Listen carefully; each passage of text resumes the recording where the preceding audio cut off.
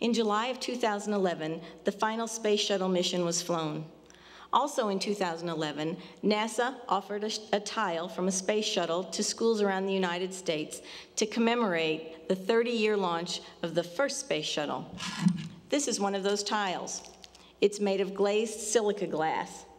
According to Looking Back in Machine Design, March of 2007, it takes over 34,000 of these tiles to cover 70% of the space shuttle's body. The space shuttle program began before many of you were born, and over the 30-year span of the program, the launches became almost ordinary, and for a while they were barely newsworthy. But as people realized that this fleet was going to be retired, interest and excitement grew as people wanted to watch because they realized this was truly the end of an era in our space program. Over the years, I'd heard many people describe what it was like to experience the launch of a space shuttle, and I decided, if at all possible, I wanted to be able to see one. In May of 2010, my husband and I were privileged to watch the 32nd flight of the Space Shuttle Atlantis, which at that time was its final flight. The Shuttle Atlantis did have another final flight as STS-135 in July of 2011, and that was the final mission of the Space Shuttle program. The knowledge that's been obtained from the Space Shuttle program is astounding. From medical research, such as bone loss research, to photography innovations, such as watching a takeoff from on board the shuttle, and to robotics, many of these innovations affect our lives each and every day. During my presentation, I'm going to be telling just a few things that were important as I planned our trip to attend the launch, and then I'm going to describe a little bit of the launch experience. So, let's get to planning our trip. The first thing I had to do was I had to find out when does a rocket take off? When does a shuttle take off?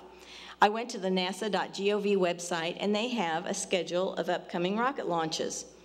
Space shuttle launches were scheduled many months and years in advance, and one small problem could reset that schedule many, many months back. So it was important to stay aware of what was on that site and what the schedule was. The next thing I wanted to know was, where is the best place to watch the space shuttle to view this launch? I went to many different websites, but I found Ben Cooper of launchphotography.com to have a lot of helpful hints.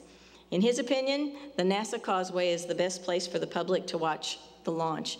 It's 6.5 miles over an inlet of water, and it's a good view of the launch pad. So the Causeway it was.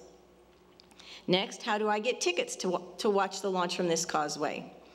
A few months before the launch, the Kennedy Space Center had a website and phone lottery so people could purchase tickets. This website and phone lottery sold out within just a matter of minutes, and I was unable to get tickets to through either one of those ways. I also registered through Twitter so that I could attend a tweet up and also attend the launch with other tweeters, but I didn't win that drawing either.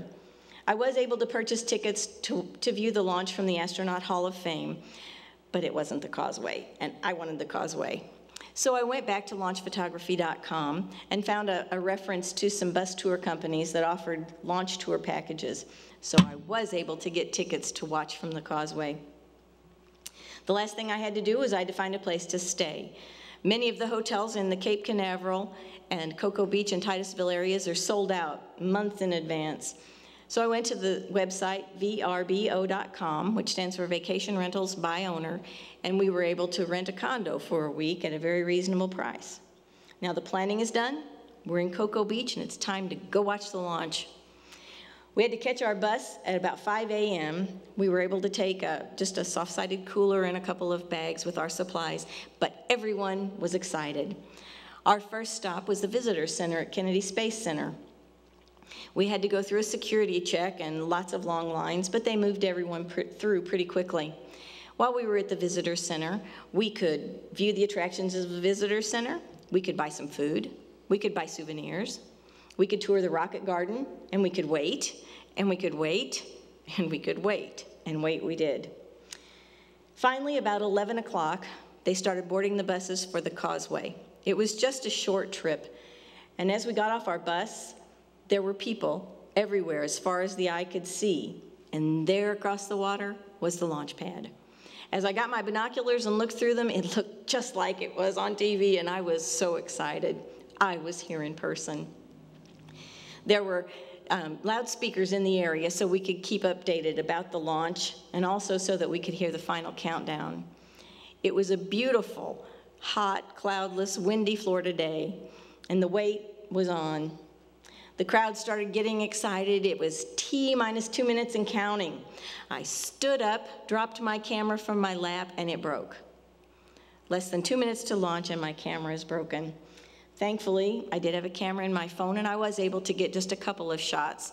One just as the smoke started billowing out from under the shuttle, and another as the shuttle was in the sky a few seconds later. It was amazing. The crowd just went crazy as that huge vehicle came out of those clouds. It was amazing. People were cheering and hollering and screaming. It was so thrilling. And about 30 seconds later, the sound hit us. It was a huge cracking and popping, and then the rumble hit, and the rumble we could feel through our entire bodies. It was something I will never forget. By the time the sound hit us, the shuttle was just a spot of smoke in the sky. Within 8 minutes, that shuttle is already in orbit, and it's traveling over 17,000 miles per hour. By the time we boarded our bus back to get back to the pickup point, the space shuttle was gone from sight. It took us over 2 hours to get back to the pickup point due to the congestion of launch traffic. As Robert Reeves describes in his article, So You Want to See a Space Shuttle Launch in Amateur Astronomy, the fall of 2009, space shuttle, 5 miles per second. Us, 5 miles per hour. Watching the launch of STS-132 Atlantis is something I will never forget. The planning and research I did while planning our trip made it even more memorable. To witness an historic event such as this is truly amazing. It was a perfect day and a perfect memory.